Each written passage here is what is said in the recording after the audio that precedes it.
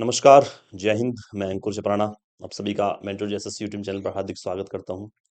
आशा करता हूं आप सब अच्छे होंगे, हष्ट-पुष्ट और तंदुरुस्त होंगे।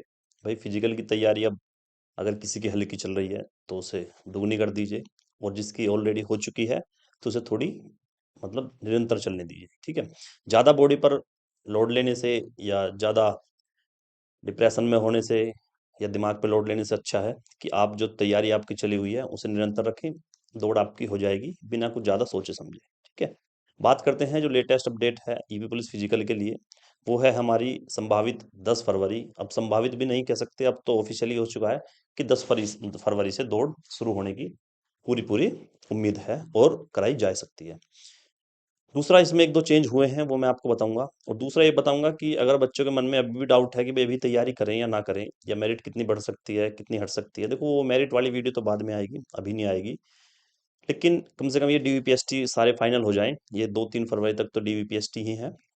उसमें एक आंकड़ा, एक रफ आंकड़ा हमारे पास पहुँच जाएगा कि भई इतने बच्चे हमारे बाहर हुए, इतने परसेंट हमारे बच्चों का बाहर हुआ है। उसके बाद उस वीडियो में हम बात करेंगे, और फिजिकल की भी वही है कि मान लिया अगर यू पुलिस फिजिकल में ऑन एन एवरेज 15% बच्चे फेल होते आए हैं, तो वो 15% के आसपास ही रहने वाले हैं। बस ऐसा हो सकता है कि 12 या 13% हो जाए, बस इससे कम नहीं होंगे। ये ऐसा नहीं है कि टाइम ज़्यादा मिल गया तो फिर सारे ही बच्चे फिजिकल मारेंगे, क्योंकि फिजिकल मारने का मैं आपको बताऊं कि बिल्कुल ये नहीं है कि जिस बच्चे की तैयारी है वो फिजिकल मार के ही आएगा। सब टाइम टाइम की बात है भाई। जिस बच्चे के 20 मिनट में 21 मिनट में दौड़ आ रही है, हो सकता है वो भी वहाँ डिस्क्वालीफाई हो जाए। डिस्क्वालीफाई होने के बहुत ज़्यादा तरीके होते हैं कि कई तरीके से वहाँ डिस्क्वालीफाई किया जा सकता है आपको। सबसे पहली बात, आपकी बॉडी ने साथ नहीं दिया, इंजरी कुछ हो चुकी है आपको, खुदा ना खास्ता ऐसी चीज़ है कि फिजिकल से 1-2 दिन पहले इंजरी हो जाए, या उसी डे आपकी इंजरी हो जाए वो, या फिर हो सकता है कि आप वहाँ चक्कर गिनने में ही दिक्कत हो जाए आपको। बहुत सा बच्चा होता है कि 20 मिनट में ही फिजिकल ना 12 चक्कर मार के बैठ जाता है, और जब चिप खुलती है, डाटा आता है तो पता लगती है उसे 11 चक्कर थे उसके।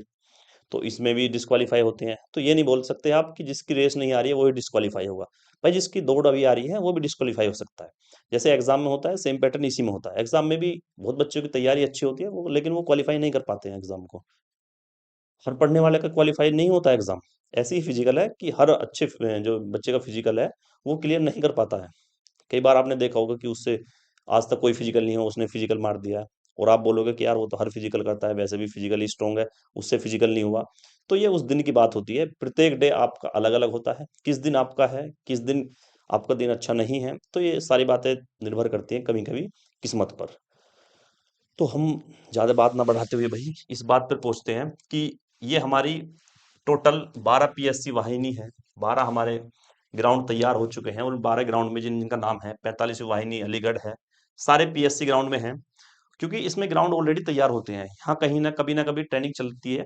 कभी मान लीजिए प्रमोशन वालों की, कभी आश्रित वालों की, कभी जो भर्ती होती हैं एएसआई, या और बहुत यू पुलिस में फिजिकल को लेकर जो भर्तियां चलती रहती हैं, उन सब की ही जो दौड़ होती है वो पीएससी ग्राउंड में होती है। तो ये हर वक्त ये तैयार ही होते हैं।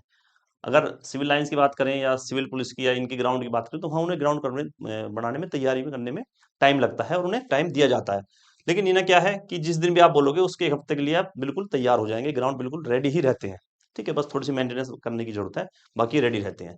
तो ये टोटल अगर गिनोगे आप तो ये लगभग 12 ग्राउंड हैं, 12 ग्राउंड पीएससी में है। आसपास जैसा आप देख लोगे कि मिर्जापुर है, आजमगढ़ है, गाजियाबाद वाला है पीएससी वाहिनी, मेरठ वाली है, लखनऊ है, झांसी है, कानपुर है, गोरखपुर, मुरादाबाद, बरेली, फतेहपुर और अलीगढ़। ये हमारी लगभग 12 वाहिनी है, पीएससी वाहिनी है। इनमें फिजिकल होना प्रस्तावित है, और इनमें ही फिजिकल होगा। गर्ल्स का भी इनमें से किसी में होगा, और इनमें ही फिर बॉयज का होगा। अब उम्मीद जताई जा रही है कि भाई जो 10 तारीख से ये फिजिकल है हमारे, क्या 10 तारीख से रनिंग स्टार्ट है या क्या होगा? भाई 10 तारीख से रनिंग ही स्टार्ट है, जो अब तक मानना है। हो सकता है 10 में 12 हो जाए, 14 हो जाए, लेकिन बात यह है कि 10 तारीख तो आपको बिल्कुल एक्यूरेट डाटा, एडमिट कार्ड आपके सब जारी कर दिए जाएंगे, और सारी चीजें आपको बता दी जाएगी 10 तारीख से पहले पहले ही। बात करते हैं एडमिट कार्ड। अगर ये हमारे 10 तारीख से शुरू करते हैं तो एडमिट कार्ड मिनिमम 1 हफ्ते पहले ही साइट पर डाल देंगे। मिनिमम बता रहा हूँ मैं, कम से कम 1 हफ्ते पहले। ज़्यादा से ज़्यादा ये हो सकता है इस महीने के लास्ट में भी दे सकते हैं, या 1-2 तारीख के बीच तक ये हमारे एडमिट कार्ड जारी हो जाएंगे। 1 हफ्ते के बाद ये नहीं दे सकते। 1 हफ्ते के बाद तो बहुत ज़्यादा दिक्कतें हो जाएंगी। अगर कोई वेबसाइट में या किसी अन्य किसी कारण ये डिले करते हैं तो वो कारण अलग है। वरना एक हफ्ते पहले एडमिट कार्ड जारी होने की पूरी पूरी संभावना होती है। फिर इसमें ये चीज लिखी आपने, ये मैंने टेलीग्राम पे डाला था उस दिन और अपने व्हाट्सएप चैनल पे डाला था। अगर किसी ने ज्वाइन नहीं कर रखा है तो ज्वाइन कर लो, क्योंकि हर अपडेट वीडियो के माध्यम से नहीं दिया जाता भाई। कुछ अपडेट है कि हम ऐसे ही पीडीएफ के रूप में या फोटो के रूप में अपने टेलीग्राम चैनल जो मेंटोर जी है और जो हमारा व्हाट्सएप चैनल है मेंटोर जी के नाम से, उन्हें ज्वाइन कर लीजिए। छोटी मोटी इन्फॉर्मेशन वहीं पर शेयर कर देते हैं। इसमें लिखा है कि कृपया अवगत कराते हैं कि उत्तर प्रदेश पुलिस भर्ती एवं प्रोन्नति बोर्ड द्वारा आयोजित किए जा रही आरक्षी नागरिक पुलिस के पदों पर सीधी भर्ती 2023 के अंतर्गत अभिलेखों की समीक्षा एवं शारीरिक मानक परीक्षा मतलब डीवीपीएसटी के पश्चात शारीरिक दस्ता परीक्षा, ये मतलब पीईटी होता है क्या? ये दौड़ ही होती है। ये क्या होता है? दौड़ होती है। पीईटी का प्रोग्राम निर्धारित है। इसका आयोजन दिनांक 10/2/2025 से आपकी वाहिनियों में किया जाना प्रस्तावित है। शारीरिक दक्षता परीक्षा के सफल संचालित के लिए परीक्षा स्थल पर उपयुक्त ट्रैक व्यवस्था, आवश्यक संसाधन, जनशक्ति, सुरक्षा व्यवस्था, परीक्षा दल एवं संबंधित स्टाफ के कार्य करने हेतु आवश्यक स्थान, फर्नीचर, एम्बुलेंस वाहिनी, मतलब यह है कि आपको सारी सुविधाएं वहां मिलेंगी। आपको फर्स्ट एड मिलेगा, आपको पानी की सुविधाएं मिलेंगी, बैठने उठने की सुविधाएं मिलेगी। बैठने उठने से मतलब है कि मतलब ट्रैक के बाहर ही जहाँ पे आपको मतलब ये फिंगरप्रिंट वगैरह होते हैं, आपकी रिचेकिंग वगैरह होती है, वहाँ पे सारी व्यवस्था कराने की इनकी ही जिम्मेदारी होती है। जो कंपनियां होती हैं तो उनका अवगत कराया गया है इस नोटिस के माध्यम से कि इनको ऑलरेडी ही तैयार रखें। कोई भी ऐसी सूचना या कोई भी ऐसी लीक पॉइंट ना मिले हमें, लूज पॉइंट, जिससे आपको दिक्कत है स्टूडेंट को। सारी एम्बुलेंस ऑन टाइम होगी, डॉक्टर होंगे। अब इसमें दो तीन चीजें मैं आपको ऐड कर देता हूँ कि काफी बच्चे बोलते हैं कि सर हम यहाँ किसी प्रकार की मेडिसिन ले जा सकते हैं। हाँ भाई, किसी प्रकार की मेडिसिन ले जा सकते हो। किसी प्रकार से मतलब क्या है कि आपके पैर में दर्द है, आपको बुखार है, आपको वोमिटिंग होती है, इस तरह की कोई मेडिसिन आप वहां पर ले सकते हो। वो आपको मना नहीं करेंगे, लेकिन उम्मीद करना या मतलब कोशिश ये करना कि उनसे अलग ही लो तुम, ठीक है। उसके बाद बहुत चीजें होती हैं। सर क्या हम घड़ी ले जा सकते हैं? भाई घड़ी मैक्सिमम ग्राउंड में मतलब अलाउड होती है, और किसी किसी ग्राउंड में, जैसे हमारी भी कई बार रनिंग हुई थी यूपी पुलिस की बता रहा हूँ मैं, तो वहां पे तो फोन भी अलाउ थे। फोन का मतलब है कि ईयरफोन लगा के भी रनिंग करी थी।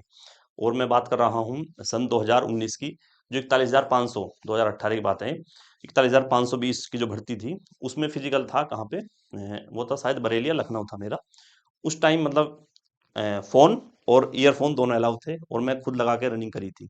तो हो सकता है कई जगहों पर ये भी अलाउ कर दें, लेकिन मैक्सिमम जगह पर घड़ी तो अलाउड होगी ही होगी। डिजिटल घड़ी स्टॉप वॉच के रूप में आप उसको ले जा सकते हो, ठीक है। और आप फिर बात वही करते हैं कि भाई अभी अगर आप ग्राउंड पर रनिंग नहीं कर रहे हो तो ग्राउंड पे करने की कोशिश करो। उसमें क्या है कि आपको चक्कर गिनने कम से कम प्रैक्टिस हो जाएगी, और प्रैक्टिस कुछ हो या ना हो, लेकिन चक्कर गिनने की प्रैक्टिस हो जाएगी। और एक चीज और बता दूंगा, चक्कर गिनने आपको दिक्कत होती है तो आप पहले चक्कर का टाइम देख के चलना, कि मान लिया पहला चक्कर 2 मिनट का आ रहा है, तो जब आपका टाइम पूरा हो जाए, आपको लगे कि भाई 24 मिनट हमारी हो गई हैं, 10-5 सेकंड ऊपर है, 10-5 नीचे है, तो आप अंदाजा लगा सकते हो कि हाँ भाई मेरे 12 चक्कर हो चुके हैं। अगर आप बीच में भूल भी जाओ तो फिर टाइम के अनुसार भाग लेना आप। अगर चक्कर गिनते जा रहे हो तो आप चक्कर गिनने पर ही ध्यान देना, और अगर आप बीच में भूल जाते हो तो फिर टाइम पर फोकस करना कि 12 चक्कर कम से कम 24 मिनट के आसपास आपका आ रहा होगा, ठीक है। तो चक्कर गिनने की बात मैंने बता दी है, इस चीज को बिल्कुल नोट करना। और ये व्यवस्था बिल्कुल दिमाग में मत रखना कि मैं मतलब इसमें जेब में कंकड़ रख लूंगा 12, या बहुत से होते हैं कि इसमें उंगलियों में छल्ले डाल लेते हैं कि हर चक्कर पे एक छल्ला डाल दूंगा। तो ये इस प्रकार की कोई भी घटना मत करना भाई। ये मतलब बहुत कम ही ये सफल हो पाते हैं अभ्यर्थी इन चीजों में। आप बस मैंने दो चीज बताई, या तो चक्कर गिनने की प्रैक्टिस कर लो। अगर चक्कर गिनने की प्रैक्टिस नहीं हो रही है तो आप टाइम के अनुसार कर लो। अगर आपकी दौड़ आसपास 24 के आ रही है तो आपको ऑन एवरेज मतलब 2 मिनट का चक्कर ही होगा 400 मीटर का। तो आप अगर जब 24 मिनट हो जाएं तो आप मान सकते हो कि हाँ मेरे 12 चक्कर हो चुके हैं।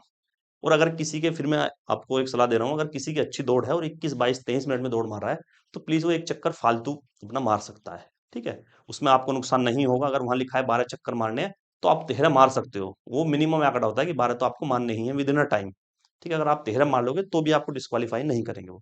इस चीज को भी आप दिमाग से निकाल देना कि 12 ही मारने, अगर 13 हो गया तो फिर वो डिस्क्वालीफाई हो जाएगा, नहीं। 11 पर डिस्क्वालीफाई होगा, 12 या 12 प्लस पर आप डिस्क्वालीफाई नहीं होगे अंडर 25 मिनट्स। अगर 25 मिनट के अंदर आपके 15 चक्कर भी आ रहे हैं ना तो भी को आप क्वालिफाई हो। अगर आप 12 भी आ रहे हैं तो भी 12, 13, 14, 15, मतलब 12 तो मिनिमम है ही, उसके बाद भी अगर आ रहे हैं तो अभी क्वालिफाई हो, डिस्क्वालीफाई वो नहीं करेंगे कि हमने तो भाई 12 ही बोले तो आपने 14, 15 क्यों मार दी। ऐसा कुछ नहीं होता है। तो इसमें ये ऑफिशियल नोटिस है इनका, इसमें यही सब चीजें लिखी हैं कि किस तारीख से 10 तारीख से प्रस्तावित है।